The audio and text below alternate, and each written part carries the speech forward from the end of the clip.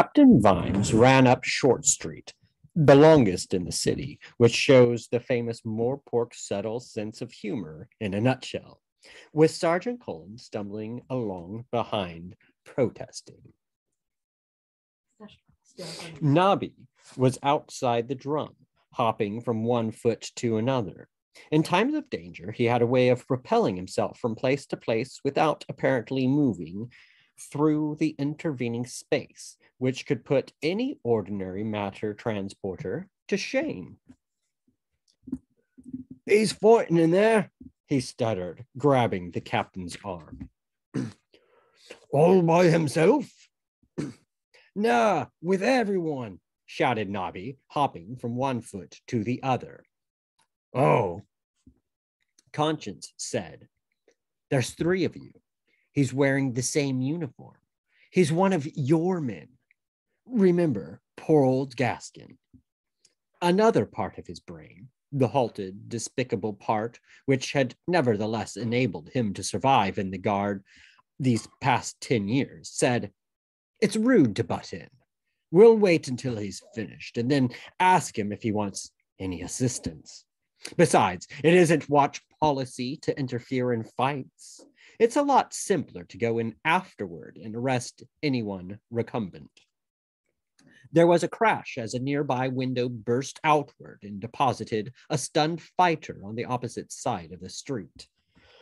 "I think," said the captain carefully, "that we'd better take prompt action." "That's right," said Sergeant Cullen. "A man could get hurt standing here." They sidled cautiously a little way down the street, where the sound of splintering wood and breaking glass wasn't so overpowering, and carefully avoided one another's eyes. There was the occasional scream from within the tavern, and every now and again a mysterious ringing noise, as though someone was hitting a gong with their knee. They stood in a little pool of embarrassed silence. "You had your holidays this year, Sergeant?" said Captain Vimes eventually, rocking back and forth on his heels. "Yes, sir. Sent the wife to Quirm last month, sir, to see her aunt." "Very nice at this time of year, I'm told." "Yes, sir." "All the geraniums and whatnot." A figure tumbled out of an upper window and crumpled on the cobbles. "That's where they've got the floral sundial, isn't it?" said the captain desperately. "Yes, sir. Very nice, sir. All done with little flowers, sir." There was a sound like something hitting something else repeatedly, with something heavy and wooden. Vimes winced. "Oh. I don't think he'd have been happy in the watch, sir,"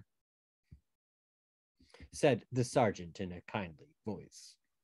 The door of the mended drum had been torn off during riots, so often that specially tempered hinges had recently been installed, and the fact that the next tremendous crash tore the whole door and doorframe out of the wall only showed that quite a lot of money had been wasted.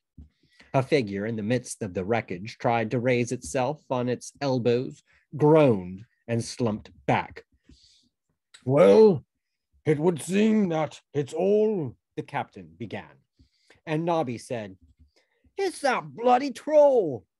"What?" said Vimes. "It's the troll, the one they have on the door." They advanced with extreme caution. It was, indeed, detritus, the splatter. It is very difficult to hurt a creature that is, to all intents and purposes, a mobile stone. Someone seemed to have managed it, though.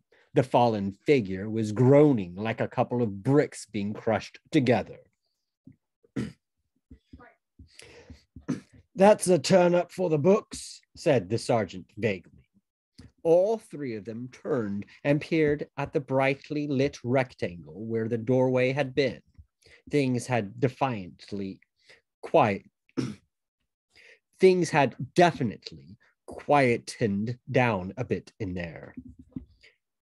You don't think, said the sergeant, that he's winning, do you? The captain thrust out his jaw. We owe it to our colleague and fellow officer, he said, to find out. There was a whimper from behind them. They turned and saw Nobby hopping on one leg and clutching a foot. What's up with you, man? Said Vimes. Nobby made agonized noises. Sergeant Cullen began to understand. Although cautious obsequiousness was the general tenor of Watch behavior, there wasn't one member of the entire squad who hadn't, at some time, been at the wrong end of detritus's fists.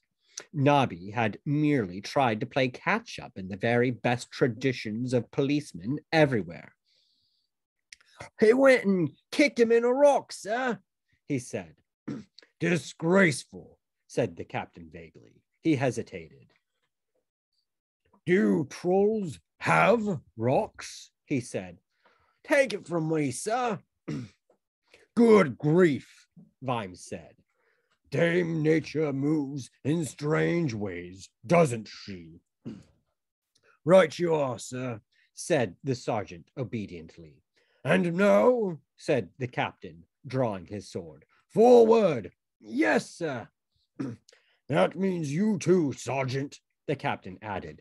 Yes, sir. It was possibly the most circumspect advance in the history of military maneuvers, right down at the bottom end of the scale that things like the charge of the Light Brigade are at the top of. They peered cautiously around the ravished doorway. There were a number of people sprawled across the tables, or what remained of the tables. Those who were still conscious looked unhappy about it. Carrot stood in the middle of the floor. His rusty chainmail was torn. His helmet was missing.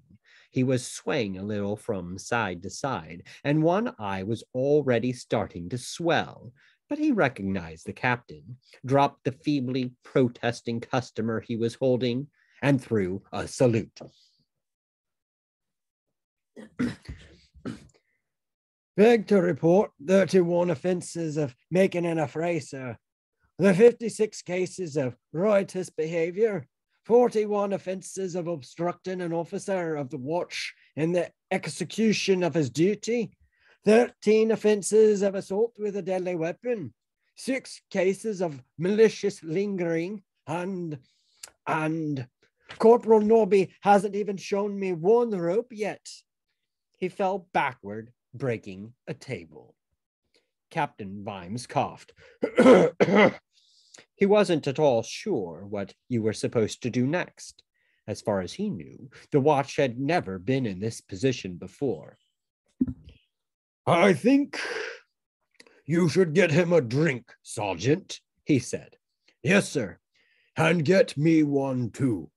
Yes, sir. Have one yourself, why don't you? Yes, sir. And you, Corporal, will you please? What are you doing? Searching the body, sir, said Nobby quickly, straightening up, for incriminating evidence and that.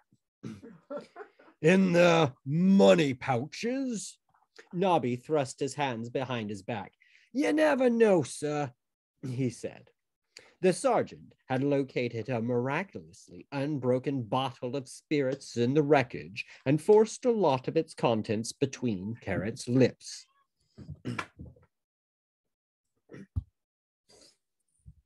What are we going to do with all this lot, Captain? He said over his shoulder. I haven't the faintest idea, said Vimes, sitting down. The watch jail was about big enough for 6 very small people, which were usually the only sorts to be put in it, whereas these... He looked around him desperately.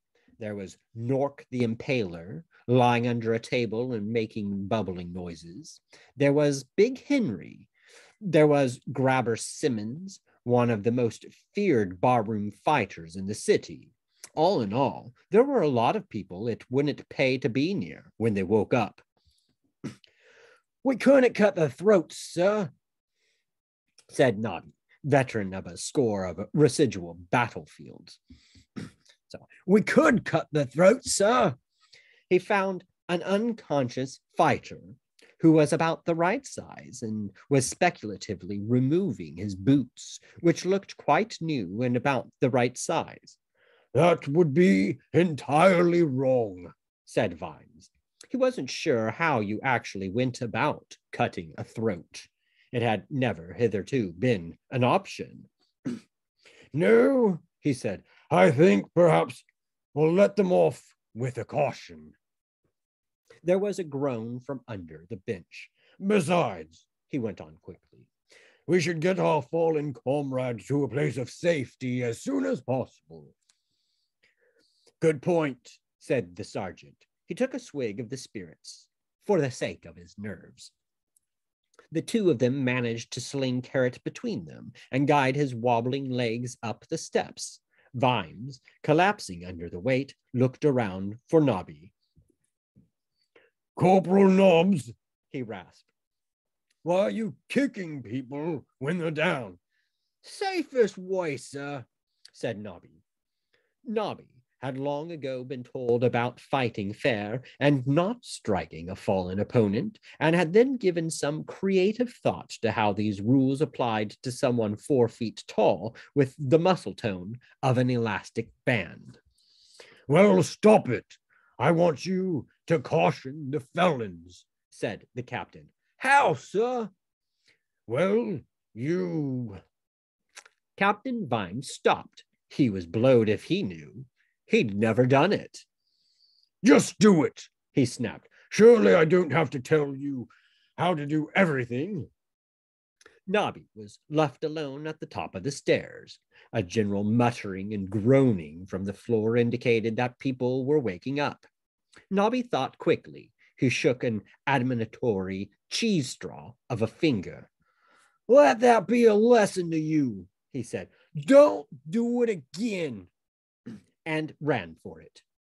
Up in the darkness of the rafters, the librarian scratched himself reflectively. Life was certainly full of surprises. He was going to watch developments with interest. He shelled a thoughtful peanut with his feet and swung away into the darkness.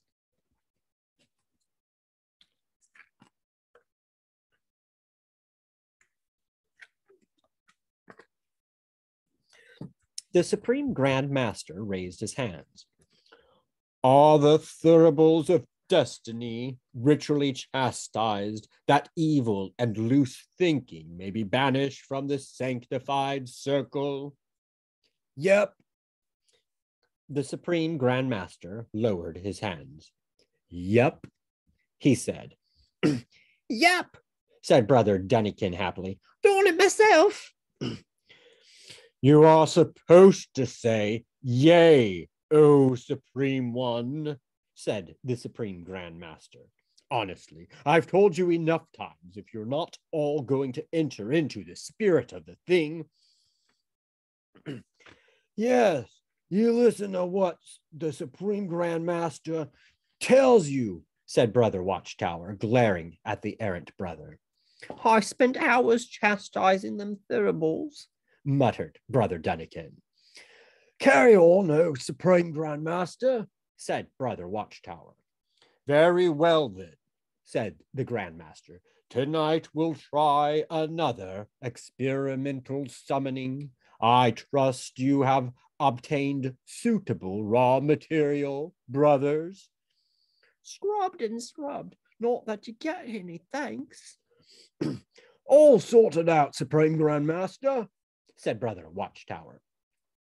It was, the Grand Master conceded, a slightly better collection. The brothers had certainly been busy. Pride of place was given to an illuminated tavern sign, whose removal, the Grand Master thought, should have merited some sort of civic award. At the moment, the E was a ghastly pink and flashed on and off at random. I got that, said Brother Watchtower proudly. They thought I was mending it or something. But I took my screwdriver and I... Yes, well done, said the Supreme Grandmaster. Shows initiative. Thank you, Supreme Grandmaster, beamed Brother Watchtower. Knuckles rubbed raw, all red and cracked. Never even got my $3 back, either. No one as much as says... And now, said the Supreme Grandmaster, taking up the book, we will begin to commence. Shut up, Brother Dunnikin. Every town in the multiverse has a part that is something like Ankh-Morpork's Shades. It's usually the oldest part. Its lanes faithfully following the original tracks of medieval cows going down to the river, and they have names like the Shambles, the Rookery, Snig's Alley. Most of Ankh-Morpork is like that in any case, but the Shades was even more so. Sort of black hole of bred in the brickwork lawlessness. But put it like this. Even the criminals were afraid to walk the streets. The Watch didn't set foot in it. They were accidentally setting foot in it now. Not very reliably. It had been a trying night, and they had been steadying their nerves. They were now so steady that all four were relying on the other three to keep them upright and steer. Captain Vimes passed the bottle back to the sergeant. Shame on, he thought for a bit. You, he said, run in front of a super officer. The sergeant tried to speak, but could only come out with a series of S's. Put yourself on a charge, said Captain Vimes, rebounding off a wall. He glared at the brickwork. This wall assaulted me, he declared. Huh, think you're tough, eh? Well, I'm an officer of the law, I'll have you know, and we don't take any. He blinked slowly, once or twice. What's it we don't take any of, son? He said. Chances, sir, said Colin. No. It's other stuff. Never mind. Anyway, we don't take any of it from anyone. Vague visions were trotting through his mind of a room full of criminal types, people that had jeered at him, people whose very existence had offended and taunted him for years, lying around and groaning. He was a little unclear how it had happened, but some almost forgotten part of him, some much younger Vimes with a bright, shining breastplate and big hopes, a Vimes he thought the alcohol had long ago drowned, was suddenly restless. Shall he tell you something, Sergeant? He said. Sir? The four of them bounced gently off another wall and began another slow crab-wise waltz across the alley. This city, Sergeant. This city is a woman, Sergeant. So 'tis a woman, Sergeant. Ancient, rattled old beauty, Sergeant. But if you fall in love with her, then she kicks you in the teeth. It's a woman, said Colin. He screwed up his sweating face with the effort of thought. 8 miles wide, sir. Got a river in it. Lots of houses and stuff, sir, he reasoned. Vimes waggled an unsteady finger at him. Never said it was a small woman, did I? Be fair. He waved the bottle. Another random thought exploded in the froth of his mind. We showed 'em anyway, he said excitedly, as the four of them began an oblique shuffle back to the opposite wall. Showed them, didn't we? Taught them forget they won't lesson in a hurry, eh? Is that right? Said the sergeant, but not very enthusiastically. He was still wondering about his superior officer's sex life. But Vimes was in the kind of mood that didn't need encouragement. Ha! He shouted at the dark alleyways. Don't like that, eh? Taste of your own medicine thingy. Well, now you can bootle in your trims. He threw the empty bottle into the air. 2 o'clock, he yelled, and all's well. Which was astonishing news to the various shadowy figures who had been silently shadowing the four of them for some time. Only sheer puzzlement had prevented them making their attentions sharp and plain. These people are clearly guards, they were thinking. They've got the right helmets and everything, and yet here they are in the shades. So they were being watched with the fascination that a pack of wolves might focus on a handful of sheep who had not only trotted into the clearing, but were making playful butts and baaing noises. The outcome was, of course, going to be mutton, but in the meantime, inquisitiveness gave a stay of execution. Carrot raised his muzzy head. Well, he groaned. On our way home, said the sergeant. He looked up at the pitted, worm-eaten, and knife-scored sign above them. We're just going down, he squinted. Sweetheart Lane. Sweetheart Lane's not on the way home, slurred Nobby. We wouldn't want to go down Sweetheart Lane. It's in the shades. Catch us going down Sweetheart Lane. There was a crowded moment in which realization did the icy work of a good night's sleep and several pints of black coffee. The three of them, by unspoken agreement, clustered up toward Carrot. What we gonna do, Captain? Said Colin. We could call for help, said the captain uncertainly. What, here? You've got a point.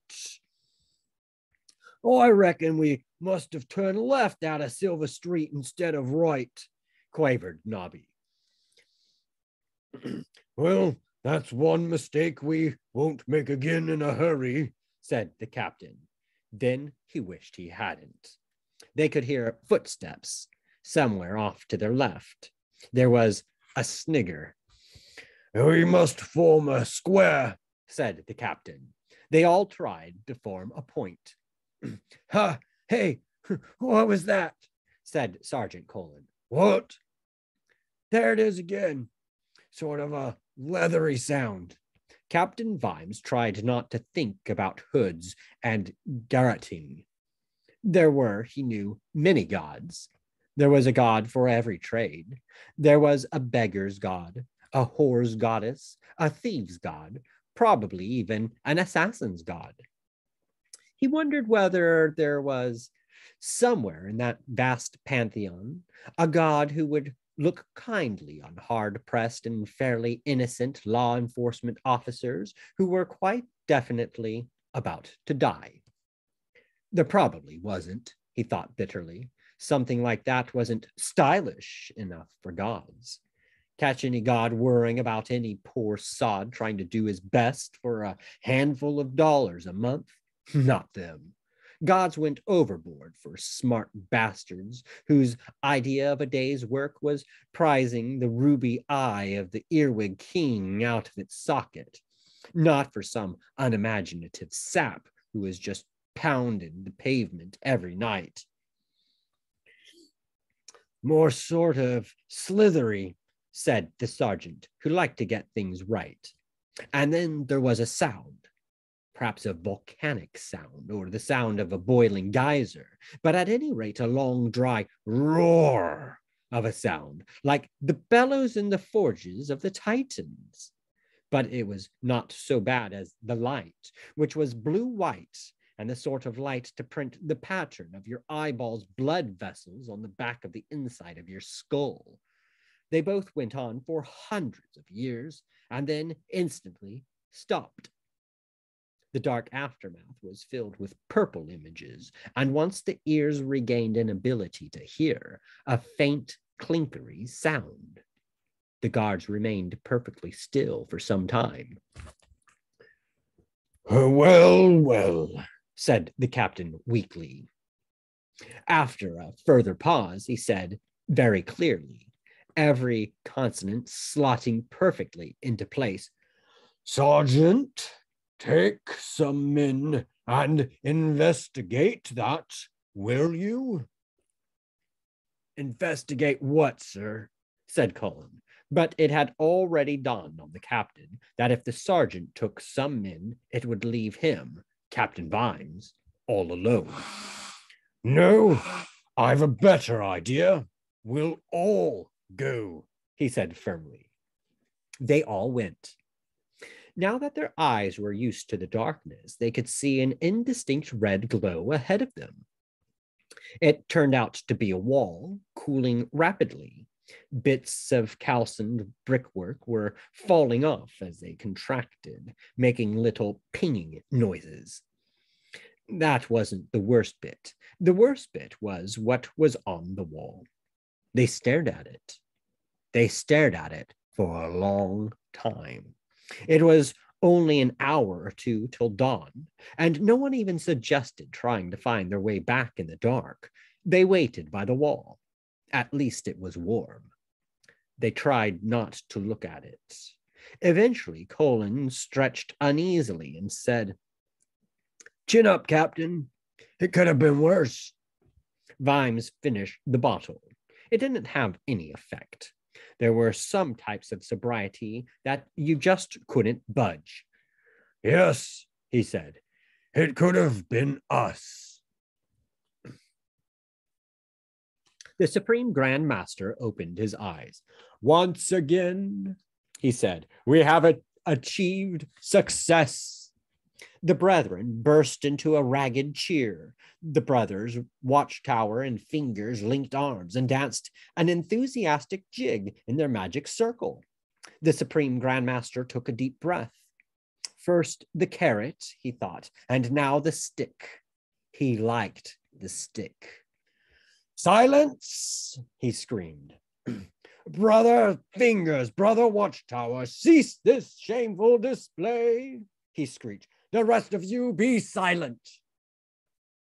They quieted down, like rowdy children who have just seen the teacher come into the room.